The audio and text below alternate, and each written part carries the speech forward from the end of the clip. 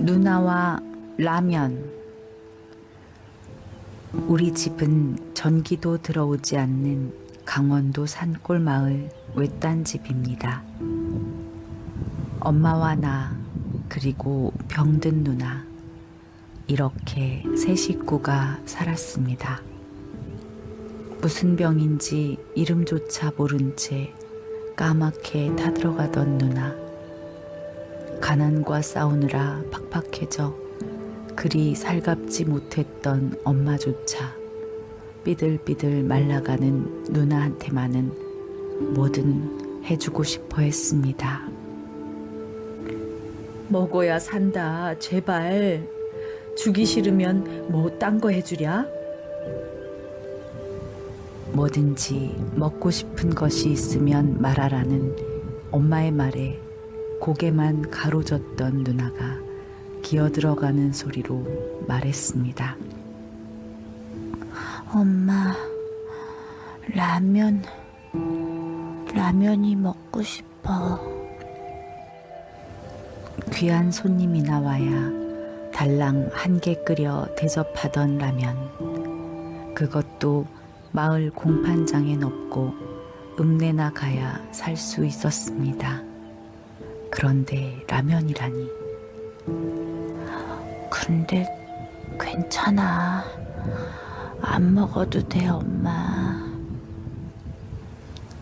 나는 믿기지 않았지만 엄마는 조금도 망설이지 않고 후여후여 읍내로 달려가 누나가 그렇게 먹고 싶어 하던 라면 한 봉지를 사왔습니다.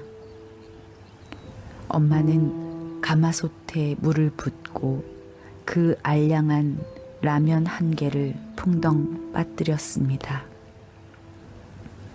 하지만 누난 그 푹 퍼진 라면조차 제대로 먹지 못했습니다. 누나가 아프다는 걸 모르는 것도 아니면서 라면 냄새에 회가 동안 내가 그만 이성을 잃었기 때문입니다. 누나는 잠들고 엄마는 안 계시고 그렇다면 때는 이때다 하며 나는 가마솥 뚜껑을 열었습니다.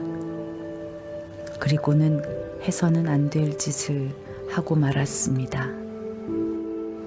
누나 몫의 라면을 내가 후룩후룩 건져 먹은 것입니다. 그때 엄마가 부엌으로 들어왔습니다. 아니 너 엄마. 엄마는 부지깽이를 들고 철없는 내 행동을 나무라셨지만 이내 고개를 돌리고 눈물을 흘리셨습니다. 그날 밤 내가 장독대 뒤에 숨어 훌쩍이고 있을 때 가엾은 누나는 불면 날아갈 듯 가벼워진 몸을 끌고 와서 내 눈물을 닦아주었습니다. 누나, 미안해.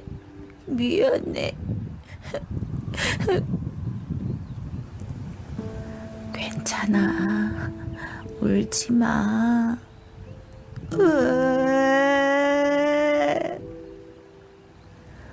차라리 머리통이라도 한번 쥐어박아 주었더라면 그토록 마음이 아리진 않았을 텐데. 그날 밤 우린 서로를 부둥켜 안은 채 눈이 퉁퉁 붓도록 울었습니다. 노란 손수건. 미국에서 실제로 있었던 일입니다. 플로리다주의 포트 라우더데일 해변으로 가는 버스는 언제나 붐볐습니다. 승객의 대부분이 휴가를 즐기러 가는 젊은 남녀거나 가족인 그 버스의 맨 앞자리에 한 남자가 앉아 있었습니다. 옆에는 아까부터 그를 지켜보던 한 여자가 있었습니다. 허름한 옷에 무표정한 얼굴, 나이조차 짐작하기 힘든 그는 마치 돌부처 같았습니다. 버스가 워싱턴 교회의 휴게소에 멈춰 섰을 때 승객들은 너나 없이 차에서 내려 허기진 배를 채우기 바빴지만 돌부처 같은 남자만이 그대로 앉아 있었습니다. 태역병사? 아니면 배를 타던 선장? 호기심에 가득 찬 여자가 더 이상 참지 못하겠다는 듯 다가와 말을 걸었습니다. 그는 한참 뒤에야 침묵을 깨고 괴로운 표정으로 사연을 털어놓았습니다. 그의 이름은 빙고. 4년을 형무소에서 보내다가 석방되어 집으로 가는 길이었습니다. 가석방이 결정되던 날 아내에게 편지를 썼소. 나는 만일 나를 용서하고 받아들인다면 마을 어귀 참나무에 노란 손수건을 걸어두라고. 손수건이 보이지 않으면 난 그냥 버스를 타고 어디로든 가버리는 거요. 사연을 알게 된 승객들은 그의 집이 있는 마을이 다가오자 하나둘 창가 자리에 붙어 커다란 참나무가 나타나기만을 기다렸습니다. 남자의 얼굴은 지독한 긴장감으로 굳어갔고 차 안엔 물을 끼얹은 듯한 정적이 감돌았습니다. 저기 봐요, 저기! 그때 승객들이 자리를 박차고 일어나 소리쳤습니다. 커다란 참나무가 온통 노란 손수건의 물결로 뒤덮여 있었던 것입니다. 나무 아랜 단 하루도 그를 잊어본 적이 없는 그의 아내가 서 있었습니다. 남자의 눈에선 굵은 눈물이 흘러내리고 있었습니다. 할머니의 손. 어머니가 돌아가신 후 나는 할머니 품에 남겨졌습니다. 공사판을 떠돌며 생활비를 버느라 허덕이는 아버지의 짐을 조금이라도 덜어주려고 할머니는 산나물 장사를 시작했습니다. 온종일 산으로 들러 다니며 나무를 캔 뒤 밤이 하얗게 새도록 할머니는 그 나무를 다듬었습니다. 어스름 새벽이 되면 할머니는 나물 함지를 머리에 이고 시오리 산길을 걸어가 나무를 장터에 내다 팔았습니다. 애기 엄마, 나물 좀 들여가구려. 내가 싸게 줄게. 하지만 장사는 잘 되는 날보다 안 되는 날이 더 많았습니다. 나는 할머니 없는 빈집이 싫었고 할머니가 캐오는 산나물이 너무 싫었습니다. 숙제를 다 하고 나면 을에 손톱 밑이 까맣게 물들도록 나무를 다듬어야 했기 때문입니다. 손톱 밑의 까만 물은 아무리 박박 문질러도 잘 지워지지 않았습니다. 그러던 어느 날 눈앞이 캄캄해지는 일이 생겼습니다. 토요일까지 부모님들 다 모시고 와야 한다. 다들 알았지? 중학교 진학 문제를 의논해야 하니 부모님을 모시고 오라는 것이었습니다. 모시고 갈 사람이라곤 할머니뿐인데 나는 선생님의 그 말을 듣는 순간 한숨이 절로 나왔습니다.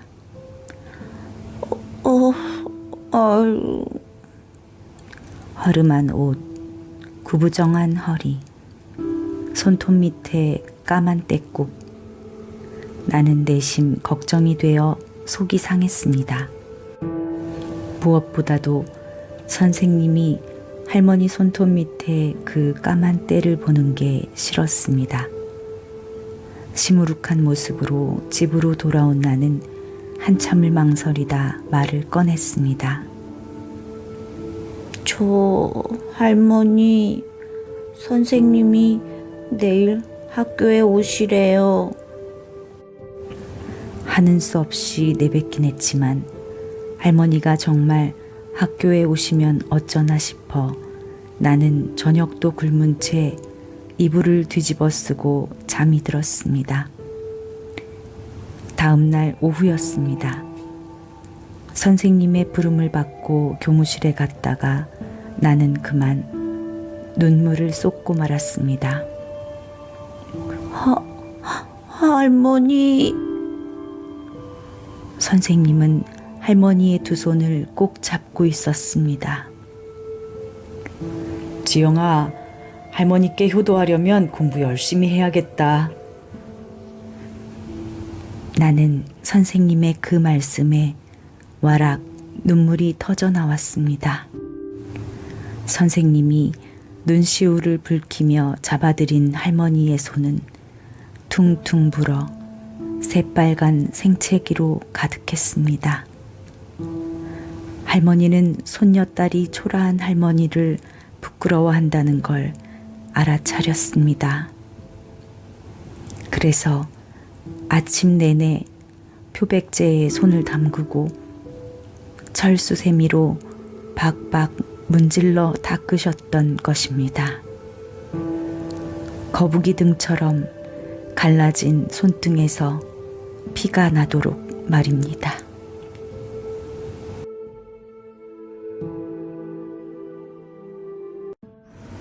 도시락 편지. 말단 직공으로 일하는 청년이 있었습니다. 그는 불우한 가정 환경 때문에 배움을 포기하고 공장에 취직해 일했지만 기름때에 절은 자신의 모습을 혐오하다가 끝없는 열등감으로 술만 퍼마시며 시간과 돈을 탕진했습니다. 아이고, 이 총각 또 이러네. 아이고, 이봐 총각. 선술집에 쓰러져 잠든 그를 주인 아주머니가 흔들어 깨운 적도 한두 번이 아닙니다. 칠흑처럼 깜깜한 인생. 자신의 인생은 희망이라곤 없는 것처럼 보였습니다. 머리야. 청년은 자포자기한 사람처럼 술에 취해 살았습니다. 이런 그의 수렁 같은 절망을, 아픔을 안타까운 시선으로 바라보는 여자가 있었습니다. 그녀는 착하고 어여쁜 여자였습니다. 두 사람이 결혼을 하게 됐을 때 다들 여자가 아깝다느니 기운다느니 말들을 했지만 그의 아내는 그를 진실로 사랑했습니다. 하는 일은 비록 보잘것없어도 정 많고 자상한 그의 사람됨을 자랑스럽게 생각했습니다. 그 착한 아내에게 기름때 묻은 작업복과 얄팍한 월급 봉투를 내놓는 게 남편은 늘 미안했고 아내는 그런 남편을 축 처진 어깨를 보는 게 늘 마음이 아팠습니다. 아내는 매일 아침 그의 도시락에 특별한 반찬 한 가지를 싸주었습니다. 그 어떤 산의 진미보다 더 맛있는 특별한 반찬. 그것은 사랑이라는 이름의 편지였습니다. 여보, 나는 당신이 너무 자랑스러워요. 그는 아내의 편지를 볼 때마다 정말로 자랑스러운 남편이 되도록 열심히 일해야겠다고 생각했습니다.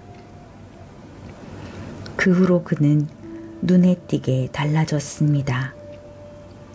다른 직원들보다 매일 2시간씩 일찍 출근해서 사람의 손이 닿지 않는 공장 구석구석을 쓸고 닦고 치우기 시작했습니다. 그러는 가운데 많은 세월이 흘렀습니다. 그날도 남몰래 청소를 하고 있는데 문이 열리고 사장님이 들어왔습니다. 이 사람, 내 10년 전부터 자네를 쭉 지켜봤네. 사장은 그를 부서의 책임자로 승진시켰습니다. 당신이 너무 자랑스러워요. 10년간 하루도 빠짐없이 써보낸 아내의 도시락 편지가 그의 열등감을 치유시키고 자랑스러운 남편이 될 힘을 주었던 것입니다.